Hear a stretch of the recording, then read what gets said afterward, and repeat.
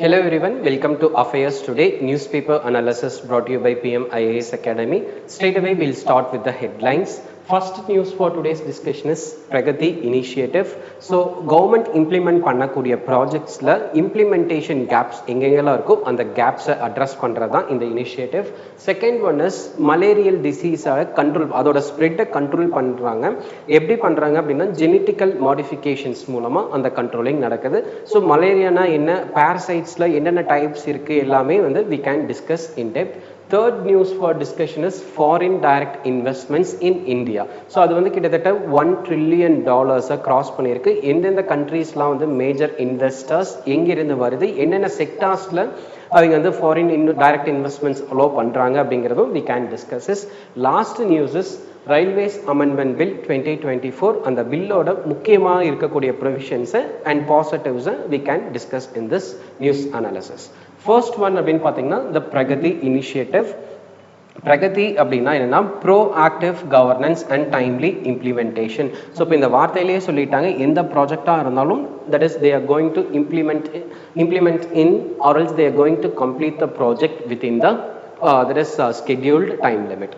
So இப்போ for example ஒரு project கொண்டு வராங்க, அது வந்து ஒரு 10 yearsல கம்ப்ளீட் பண்ண வேண்டிய project, because of various issues அது வந்து 20 yearsஆக போயிடும். ஸோ 20 years டிலேவாக மாறுச்சு அப்படின்னா நமக்கு 20 வருஷம் லேட்டாக மாறுது. ஸோ அப்போ அந்த வருஷ கணக்காக அந்த ப்ராஜெக்ட் டிலே ஆகிட்டே போகிறது வந்து அந்த டிலேயிங் அப்படிங்கிறது நம்ம மாத கணக்காக கொண்டு வரணும் அப்படிங்கிறது தான் இதோட முக்கியமான எய்ம்.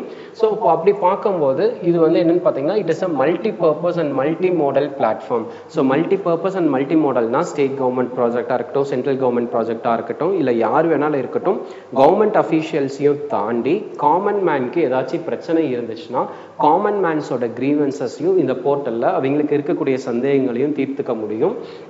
அண்ட் இது எப்படி எஃபெக்டிவாக ஒர்க் ஆகுது அப்படின்னு பார்த்தீங்கன்னா, ஸோ யாராக இருந்தாலும் கீப் ஆன் மானிட்டரிங். ஸோ ஒரு விஷயம் நடந்துட்டு இருக்குன்னா ஸோ பேன் இண்டியா லெவலில் எந்த லொக்கேஷனில் இருந்தாலும் நம்ம வந்து அந்த ஒர்க் எப்படி போயிட்டுருக்கு. And that is higher officials பீரியாடிக்காக அந்த தட் இஸ் அந்த ஸ்பாட்டுக்கு போய் ரிவ்யூ பண்ணுறாங்களா இல்லையோ ஆன் த ஸ்பாட் அவங்களோட ஆஃபீஸஸில் இருந்தே இந்த reviewing R possible.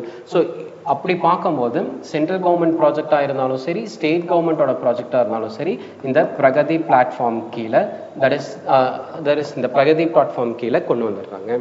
Okay, so இது வந்து எப்படி ஒர்க் ஆகுதுன்னு பார்த்தீங்கன்னா with the help of digital technology. அந்த டிஜிட்டல் டெக்னாலஜியை வச்சு so they are enhancing the coordination, accountability and efficiency. And இது எப்படி பாசிபிள் அப்படின்னு சொல்லி பார்த்தீங்கன்னா with the help of the managing the datas in the format of the digitalise. So digital data management and ட்ராக்கிங்க்கு இருக்கக்கூடிய provisions and the coordination between the ministries and offices. So இந்த இது மூலமாக தான் இந்த இனிஷியேட்டிவை ரொம்ப சக்ஸஸ்ஃபுல்லாக பண்ணியிருக்காங்க. இதோட அட்வான்டேஜஸ் அப்படிங்கிறது continuous monitoring and reviews and that is எந்த கவர்மெண்ட்டாக இருந்தாலும் ஸோ அதில் இருக்கக்கூடிய இஷ்யூஸை அட்ரஸ் பண்ண முடியும்.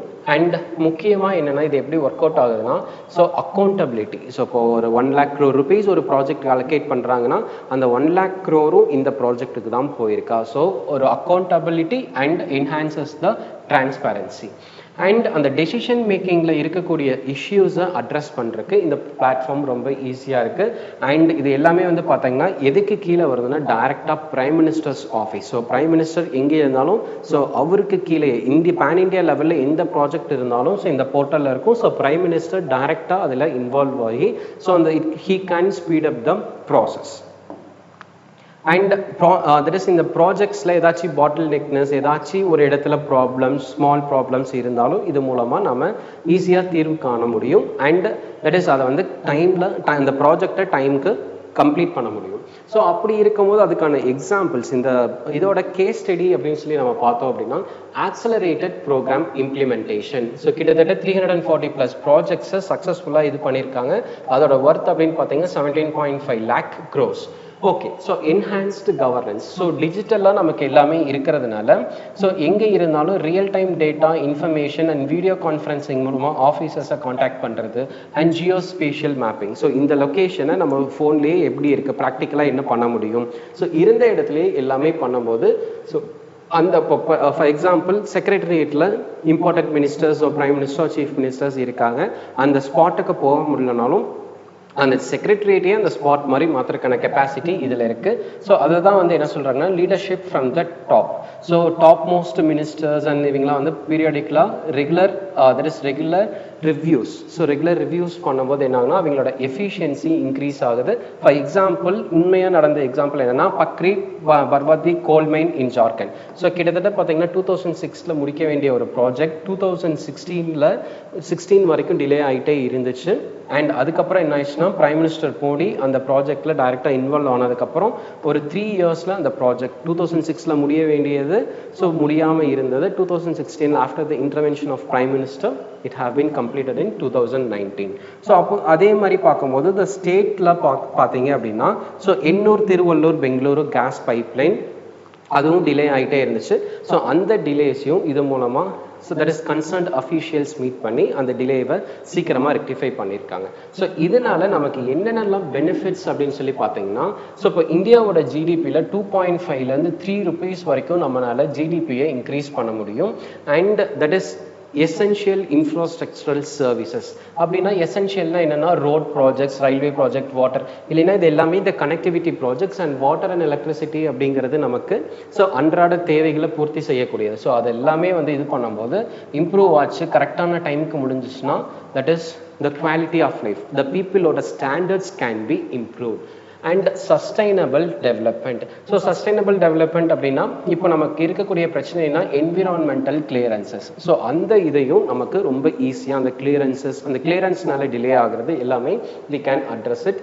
அண்ட் இந்த இனிஷியேட்டிவ் இந்தியா லெவலில் மட்டும் இல்லை வேர்ல்டு லெவல்லையும் ஒரு முன்மாதிரியாக இருக்கிறதுக்கான எல்லா பாசிபிலிட்டிஸுமே இந்த இனிஷியேட்டிவ்க்கு இருக்குது. ஓகே, ஸோ இதில் இருக்கக்கூடிய கன்சர்ன்ஸ் என்ன அப்படின்னு சொல்லி பார்த்தீங்கன்னா ஸோ த டேட்டாஸ் எந்த அளவுக்கு அக்யூரேட்டாக இருக்குது. ஸோ டேட்டா அக்யூரசி அப்படிங்கிறது it is a big concern. And அதுக்கப்புறம் பார்த்தீங்கன்னா next thing is the resource constraints. So நமக்கு இந்த டேட்டா தட் இஸ் இந்த இதில் என்னதான் நம்ம வந்து டெக்னாலஜி ஓரியன்டாக இருந்தாலும் அதுக்கான டேட்டாஸ் நம்ம மேனுவலாக ஃபீட் பண்ணும். அதுக்கு தட் இஸ் த கன்சர்ன் டிபார்ட்மெண்ட்ஸோட குவாடினேஷன்ஸ் வேணும். ஸோ அந்த குவாடினேஷன்ஸ் இல்லாமல் இருந்துச்சுன்னா அது வந்து யார்கிட்ட இருக்குன்னா பியூரோக்ராட்ஸ் கிட்ட தான் இருக்குது. ஸோ அப்படி இல்லைன்னா ஸோ இந்த கவர்னன்ஸ்க்கு நியூ கவர்னன்ஸ்க்கு அடாப்ட் ஆகிறது அப்படிங்கிறது கொஞ்சம் கஷ்டமாக இருக்கும்.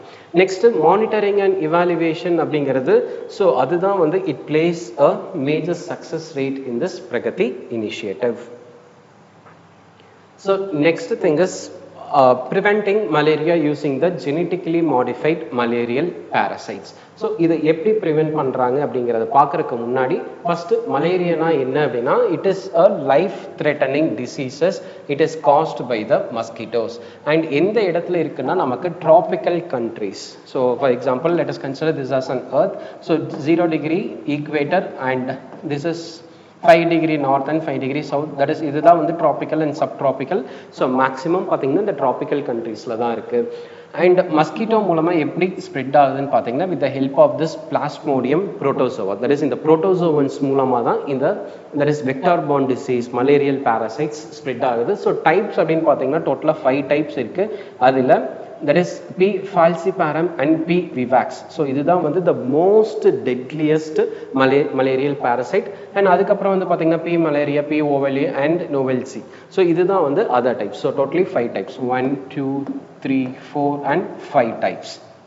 அப்படி இருக்கும்போது ஸோ இந்த பி ஃபால்சிபாரம் அப்படிங்கிறது காமனாக அதிகமாக எங்கே இருக்குன்னா ஆஃப்ரிக்கன் கான்டினென்ட்டில் அதிகமாக இருக்குது. பி விவாக்ஸ் அப்படிங்கிறது பார்த்தீங்கன்னா ஸோ எக்ஸாக்டாக எந்த இடத்துல இருக்குன்னா sub Saharan that is sub Saharan south African ரீஜனில் இந்த இது நம்ம பார்க்க முடியுது. ஸோ காமன் சிம்டம்ஸ் அப்படின்னு பார்த்தீங்கன்னா ஃபீவர் இல்லை flu and chills and headache muscle and fatigue. Common ஃப்ளூக்கான இது தட் இஸ் என்னென்ன சிம்டம்ஸ் இருக்கோ அதுதான் வந்து மலேரியாவோட சிம்டம்ஸும். நம்ம டைமுக்கு டயக்னைஸ் பண்ணி பிளட் டெஸ்ட் எடுத்து பார்த்தோம் அப்படின்னா தான் நமக்கு தட் இஸ் என்ன ஃபீவர் அப்படிங்கிறது நம்ம வந்து ஐடென்டிஃபை பண்ண முடியும். ஸோ எதனால நம்ம பிளட் டெஸ்ட் எடுத்து இதை கண்டுபிடிக்கிறோம் அப்படின்னா this parasite initially it will enter into the liver.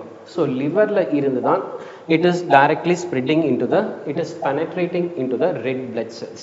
So அந்த ரத்தத்தில் அந்த இது போய் கலக்கிறதுனால தான் நமக்கு வந்து பிளட் டெஸ்ட் எடுத்ததுக்கப்புறம் அது எதனால அந்த டிசீஸ் வந்திருக்கு அப்படிங்கிறது நமக்கு தெரியும். சரி, இந்த ஜெனட்டிக்கல் மாடிஃபிகேஷனுக்கு முன்னாடி என்ன பண்ணிட்டு இருந்தாங்க அப்படின்னு பார்த்தீங்கன்னா, that is radiation sterilisation. So இப்போ மேல் மஸ்கிட்டோஸை மட்டுமே கேப்சர் பண்ணி, ஸோ அந்த ஸ்டெரிலைசேஷன் ப்ராஜெக்ட் நடந்ததுனால அந்த ப்ரீடிங் அப்போ ஸோ அதோட பாப்புலேஷன் கண்ட்ரோல் பண்ண முடிஞ்சு. ஸோ மஸ்கிட்டோட பாப்புலேஷன் கம்மியாச்சுன்னா டிசீஸோட பாப்புலேஷன் கம்மியாகும். ஸோ அண்ட் அந்த ஸ்டெரிலைசேஷனும் ப்ராப்பராக ஒர்க் அவுட் ஆகலை. ஸோ அப்படி இருக்கும்போது so sterilisation it helps slowing down the parasite growing mosquitoes. Okay, and அதுக்கு அடுத்த கான்செப்ட் தான் வந்து இந்த ஜெனட்டிக்லி மாடிஃபைடு மஸ்கிட்டோஸ். இந்த ஜெனட்டிக்கல் மாடிஃபிகேஷன் கொண்டு வந்ததுனால அந்த பிளாஸ்மோடியம் பாரசைட்ஸில் இருந்து, ஃபார் எக்ஸாம்பிள் அந்த நம்ம பிளாஸ்மோடியம் அந்த பாரசைட்ஸில் இருந்து தான் நமக்கு இந்த டிசீஸ் ஸ்ப்ரெட் ஆகுது. ஸோ அப்போது நம்ம அதை கரெக்டாக எக்ஸாக்டாக எந்த இடத்துல ஸ்ப்ரெட் ஆகுதோ அதை டார்கெட் பண்ணி நம்ம இந்த ஜீன் எடிட்டிங் கொண்டு வந்தோம் அப்படின்னா நம்ம அந்த டிரான்ஸ்மிஷன் ரேட்ஸை நம்மளால கம்மி பண்ண முடியும். And okay, so the life cycle of malarial parasite is straight away it is entering into the livers, and liverல இருந்து தான் இந்த symptoms தெரிய வரும்போது it is entering into the red blood cells. Okay, so immune system, okay, இந்த genetically modified அப்படின்னு சொல்லி பார்க்கும்போது நமக்கு எந்த மாதிரி ஹெல்ப் பண்ணுது அப்படின்னு பார்த்தீங்கன்னா, so it is acting like a vaccine. So இப்போது ஃபஸ்ட்டு வந்து நார்மலாக ஒரு மலேரியா வந்துச்சுன்னா லிவருக்கு அஃபெக்ட் ஆகுது, லிவரில் இருந்து ரெட் பிளட் செல்ஸில் மிக்ஸ் ஆகுது, அண்ட் அதுக்கப்புறம் it will show the symptoms and severeness. But இந்த இது வந்து பார்த்திங்கன்னா இதோட ஆக்டிவேஷனே ஒரு 6th டேயில் தான் அந்த பாரசைட்டோட ஆக்டிவேஷனே இருக்கிற மாதிரி இருக்கும்.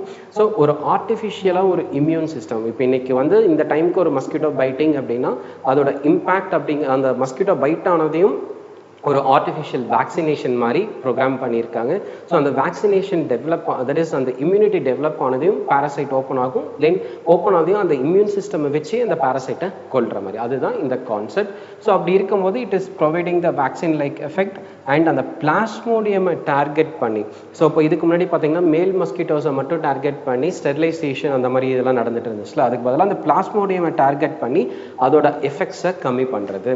நெக்ஸ்ட்டு வந்து பார்த்தீங்கன்னா இந்த ரெசிஸ்டன்ஸ். இப்போலாம் வந்து பார்த்தீங்கன்னா most of the mosquitoes are repellent, that is அந்த ரெப்பலண்ட்க்கு மஸ்கிட்டோ ரெப்பலன்ஸ்க்கு மோர் ரெசிஸ்டன்ஸ், ஹெர்பிசைட்ஸ், எந்த பெஸ்டிசைட்ஸ் நம்ம யூஸ் பண்ணாலும் ஸோ இந்த ரெசிஸ்டன்ஸ் அப்படிங்கிறது நமக்கு ஒரு பெரிய பிரச்சனையாக இருக்குது. அப்போ இந்த மாதிரி ஜெனட்டிக்லாம் மாடிஃபை பண்ணும்போது நம்ம அந்த மாதிரி இருக்கக்கூடிய விஷயம் ஆர்டிஃபிஷியலாக நம்ம வந்து டிபெண்ட் பண்ணி இருக்கணும் அப்படிங்கிறது it is not necessary. So அப்படி இருக்கும்போது இதோட efficiency level it can be increased. So இதோட எஃபெக்டிவ்னஸ் அப்படிங்கிறது ரொம்பவே ஜாஸ்தியாக இருக்கும்னு சொல்கிறாங்க. அண்ட் இதோட க்ரோத்தை வந்து நம்ம வந்து தட் இஸ் கம்மி பண்ண முடியும், ரொம்ப ஈஸியாக கம்மி பண்ண முடியும்.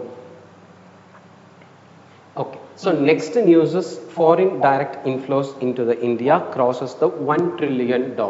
ஸோ இப்போ ஃபாரின் டைரக்ட் இன்வெஸ்ட்மெண்ட் அப்படின்னு சொல்லி என்னன்னு பார்த்தீங்கன்னா, ஸோ ஃபாரின் கம்பெனியாக இருக்கலாம், இல்லை ஃபாரின் இண்டிவிஜுவல்ஸாக இருக்கலாம், அவங்களோட பிஸ்னஸை ஒரு கண்ட்ரியில் சம் ஸ்பெசிஃபிக் கண்ட்ரியில் அவங்களோட இன்வெஸ்ட்மெண்ட்ஸ் கொண்டு வர்றது தான் வந்து ஒன்று இன்வெஸ்ட்மெண்ட்ஸ் கொண்டு வரலாம், அப்படி இல்லைன்னா ஓனர்ஷிப், இல்லைன்னா இங்கேயே வந்து ஒரு பிரான்ச் இது பண்ணலாம், அதுதான் foreign direct investment.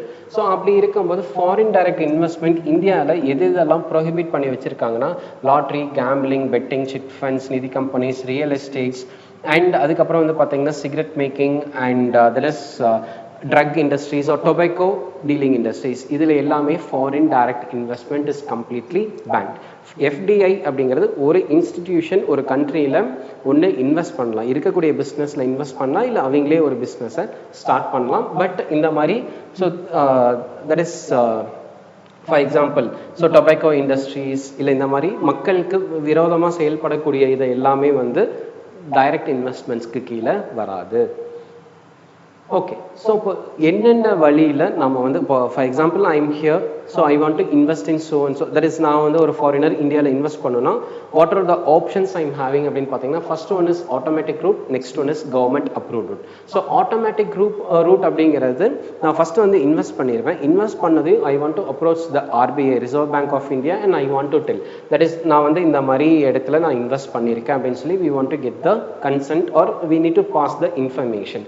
So maximum இந்த ஆட்டோமேட்டட் ரூட்டில் என்னென்ன கம்பெனிஸ் வருவாங்க அப்படின்னு பார்த்தீங்கன்னா, few manufacturing companies and software companies வந்து ஆட்டோமேட்டட் ரூட்டில் வருவாங்க. அண்ட் கவர்மெண்ட் அப்ரூவல் ரூட்டில் வராங்க அப்படின்னு பார்த்தீங்கன்னா telecom industries, media, pharmaceuticals and some insurance companies. இது எல்லாமே வந்து பார்த்தீங்கன்னா it require a prior approval from the government. So ஒன்று கவர்மெண்ட் அப்படி இல்லைன்னா த concerned departments R concerned ministries. So அதுக்கப்புறம் தான் வந்து தே can invest in the particular field. Okay, so அப்படி பார்க்கும்போது இதோட ட்ரெண்ட்ஸ் அப்படின்னு சொல்லி பார்க்கும்போது ஒரு தெர் இஸ் ஒரு ஃபேக்ட் ஃபைல். ஸோ ஒரு லாஸ்ட் 10 இயர்ஸ்க்கான ஒரு டேட்டா 2004லேருந்து 14 வரைக்கும் ஒரு டேட்டா எடுத்து பார்க்கும்போது கிட்டத்தட்ட 2014 இருந்து $667 பில்லியன் இருந்தது 119% இன்க்ரீஸ் ஆயிருக்கு ஒரு 10 வருஷத்துல. சரி, okay, the various sources fact file தான், just you can note down the figures. So இப்போ ஃபர்ஸ்ட் பிளேஸ்ல யார் இருக்காங்கன்னா Mauritius, followed by the Singapore.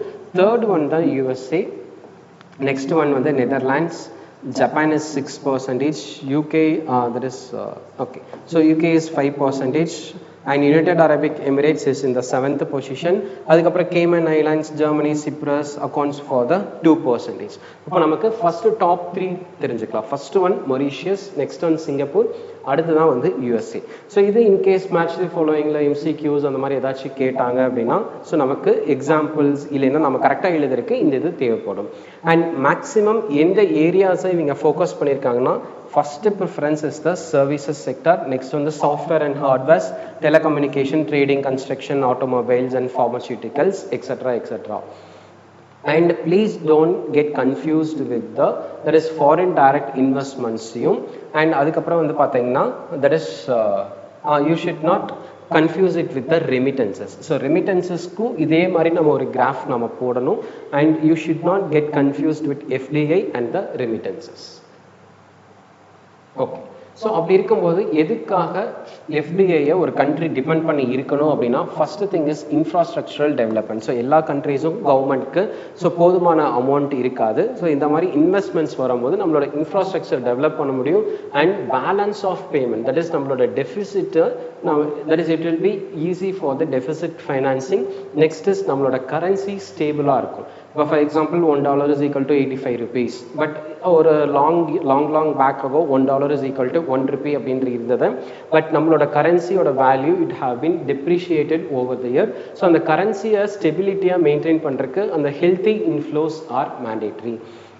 and technology transfer and generating the employment opportunities. So மற்ற கண்ட்ரீஸ் நம்ம கண்ட்ரீஸோட டெக்னாலஜிக்கலாக அட்வான்ஸ்டாக இருப்பாங்க. ஸோ இல்லை வேறு ஏதாச்சும் இன்னோவேட்டிவாக கண்டுபிடிச்சிருப்பாங்க. ஸோ அதுக்கெல்லாம் வந்து it is more and more important. And challenges அப்படின்னு பார்க்கும்போது again this Jio political tensions. So இப்போ இந்தியாவுக்கு ஒரு கம்பெனி வருதுன்னா நம்மளோட நெய்பர்ஸ் அதை வாட்ச் பண்ணுவாங்க, நீங்கள் இங்கே வேண்டாம் இங்கே வாங்க. ஸோ அந்த மாதிரி ஒரு ப்ராப்ளம்ஸ் அண்ட் நம்மளோட கான்ஃப்ளிக்ஸ் இன்கேஸ் இப்போ வந்து தெர் இஸ் வேர்ல்டில் நிறைய இடத்துல வார்ஸ் போயிட்டுருக்கு. இந்தியா அந்த மாதிரி கண்ட்ரீஸ்க்கு இது பண்ணும்போது இந்த US will pressurise the India. So next one பார்த்தீங்கன்னா ரெகுலேட்டரி இஷ்யூஸ். ஸோ ரெகுலேட்டரி இஷ்யூஸ்னால் இந்த மாதிரி ஏதாச்சும் நம்ம இம்ப்ளிமெண்ட் பண்ணுறோம் அப்படின்னா ஸோ அதுக்கான அப்ரூவல் ப்ராசஸ் அப்படிங்கிறது காம்ப்ளிகேட்டடாக இருந்துச்சுன்னா it is quite difficult. Next one is global economic uncertainty. So இப்போ ஏதோ ஒரு இடத்துல என்ன அன்சர்டனிட்டி அப்படின்னா first thing is the inflation, next thing is the recession. So 2008 மாதிரி recessions அந்த மாதிரிலாம் வந்துச்சு அப்படின்னா ஸோ இட் இஸ் எஃப்டிஐ ஓட ரேட் அப்படிங்கிறது ரொம்ப டிராஸ்டிக்காக கம்மியாக ஆரம்பிக்கும். ஸோ அப்படி இருக்கும்போது கேபிட்டலோட ஃப்ளோ வந்து ஒரு சீராக இருக்காது. And next was infrastructure bottlenecks. So இப்போ வந்து நமக்கு தேவையான பேசிக் நெசசிட்டி க்ரோத் இல்லைன்னா டெவலப்மெண்ட்ஸ் இல்லை அப்படின்னா அந்த ப்ராஜெக்டோட டிலேஸ் வந்து ரொம்ப ஜாஸ்தியாகும். ஸோ அப்படி ஆச்சு அப்படின்னா ஸோ இந்த இதெல்லாம் வந்து நமக்கு தட் இஸ் ஒரு டைமுக்கு அந்த ப்ராஜெக்ட் இம்ப்ளிமெண்ட் பண்ண முடியாது. எக்கனாமிக்கலாக நமக்கு நிறையா டிலேஸ் நடக்கிறதுக்கான possibilities are there. So what are the steps? So இப்போ இந்த இது வந்து ரொம்ப முக்கியம் அப்படின்னு சொல்லும்போது கவர்மெண்ட் என்னென்ன ஸ்டெப்ஸ் எடுத்திருக்காங்க அப்படின்னா so they have liberalise the foreign direct investment policies. So கிட்டத்தட்ட வந்து பார்த்தீங்கன்னா அதோட லிமிட் ஸோ டிஃபென்ஸ் அப்படின்னா 74% வரைக்கும் they can invest it. And insurance கம்பெனிஸ்லேயும் 74% அண்ட் சிங்கிள் பாயிண்டட் ரிட்டர்னா 100%. ஸோ ஒவ்வொரு செக்டார்ஸ்க்கும் so they have increased the limit. And அதே மாதிரி they started giving the incentive schemes. So for example electronics, pharmaceuticals. So in the electronics and pharmaceuticals, it is inevitable. Day by day, and the technology develop ஆக so in the gadgets அப்படிங்கிறது it plays a major role. And அது மட்டும் இல்லாமல் டெக்ஸ்டைல்ஸ்லேயும் நிறைய advancements எல்லாம் வந்துருச்சு. And automobile இண்டஸ்ட்ரீஸில் நிறைய futures day by day they are getting that is introduced. அதுக்கு எல்லாத்துக்குமே நமக்கு இந்த that is incentives அப்படின்னா ப்ரொடெக்ஷன் பேஸ்ட் இன்டென்சிவ்ஸ் இருக்கும்போது நமக்கு அதோட growth வந்து நல்லா இருக்கும். And that is infrastructure develop பண்ண அது வந்து ஒரு கன்சர்ன் சொல்லி நம்ம பார்த்தோம்ல. ஸோ அதுக்காகவே programmes like Gati Shakti, Bharatmala projects, Sagarmala projects, so இது எல்லாமே நமக்கு செப்பரேட் ப்ராஜெக்ட்ஸ். ஸோ அதை பற்றி தெரிஞ்சதுன்னா you can comment it below. Next thing is digital ecosystem boost பண்ணுறக்காக இப்போ எல்லாமே நிறைய இடத்துல ஒரு 80% அப்படின்னு சொல்லி பார்க்கும்போது so the people are preferring the digital payments with the help of UPIs. So அதுதான் வந்து the most easiest way of பேமெண்ட்ஸாக இருக்குது. அண்ட் இ கவர்னன்ஸ் நம்ம வந்து இன்னைக்கு நியூஸ்லேயே நம்ம பார்த்தோம்ல. So enhancing the e governance with the help of the Pragati programme. Okay, so next one பார்த்தீங்கன்னா ஸோ இதுக்கு எல்லாமே வந்து எதை பேஸ் பண்ணி ஒர்க் ஆகுது அப்படின்னா the one and only word is technology. So the last news for today's discussion is the recent amendments made in the railways. So railway act 1989 தான் வந்து ஃபஸ்ட்டு ஒன்று இருந்துச்சு, அதை தான் அமெண்ட் பண்ணியிருக்காங்க. ஸோ அதை அமெண்ட் பண்ணதுக்கப்புறம் இது வரைக்கும் ஒரு இண்டிவிஜுவல் பாடியாக இருந்ததை ஸோ இப்போ இது வந்து என்ன ஆயிடுச்சுன்னா ஒரு லீகல் சாங்ஷன் கொடுத்துட்டாங்க. ஸோ வந்து ஒரு ஸ்டாட்யூட்டரி பேக்கிங் அதுக்கு கிடச்சிருச்சு. ஸோ ஃபஸ்ட்டு வந்து ஒரு நார்மல் ஒரு ஆஃபீஸாக இருந்ததை இப்போது அது ஒரு ஆக்ட் மூலமாக so they are getting more autonomy, more powers. So அப்படி இருக்கும்போது அதில் ஃபஸ்ட்டு திங் என்னன்னு பார்த்தீங்கன்னா டீசென்ட்ரலைசேஷன் ஆஃப் பவர்ஸ். ஸோ இப்போ நமக்கு அட்டானமி கிடைக்கிது. ஸோ ஒரு பாடி இருக்குங்க, ரயில்வே டிபார்ட்மெண்ட்டில் ஒரு போர்டு இருக்குது வித்தவுட் எனி பவர்ஸ். ஸோ அப்படி ஒரு பவரே இல்லாமல் இருந்துச்சுன்னா அவங்களால எது நினைக்கிறாங்களோ அதை பண்ண முடியாது. மக்களுக்கு தேவையான ஒர்க்ஸ் எதுவுமே அவங்களால பண்ண முடியாமல் இருந்துச்சு. பட் இந்த அமெண்ட்மெண்ட்டில் அவங்களுக்கான அட்டானமி அண்ட் அதே மாதிரி அது வந்து ஒரு லீகல் பேக்கிங். அந்த என்ன பேக்கிங்னா it have become a statutory body. So statutory பாடியாக வந்ததுனால என்ன ஆயிடுச்சுன்னா so that is railway zones.